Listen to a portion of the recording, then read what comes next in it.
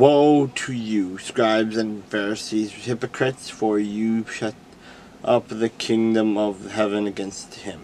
Men, for you neither go in yourselves, nor do not allow those who are entering in to go in.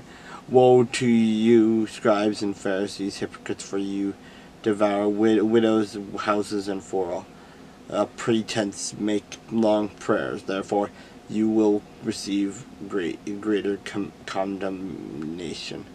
Woe to you, scribes and Pharisees, hypocrites, for you travel land and sea to win one proselyte, and when he is won, you make him twice as much as a son of hell as yourselves. Woe to you, blind guides, who say whoever swears by the temple is nothing, but whoever swears by the gold of the temple, he is obliged to perform it.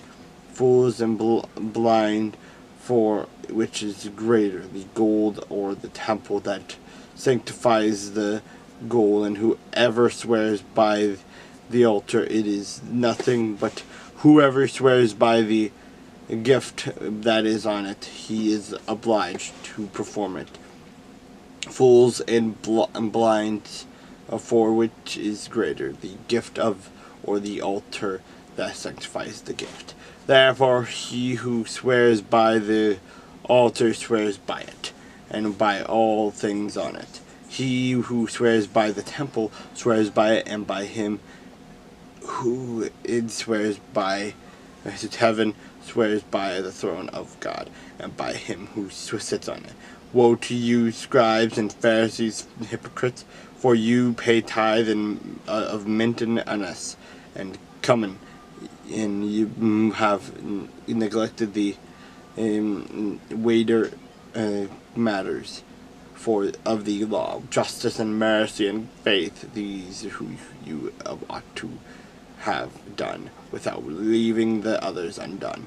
Blind guides who strain out a gnat and swallow a camel. Woe to you, scribes and Pharisees, hypocrites, for you cleanse the outside of the cup and dish, but inside they are full of extortion and self-indulgence. Blind Pharisee, first cleanse the inside of the cup and dish, that the outside of them may be clean also.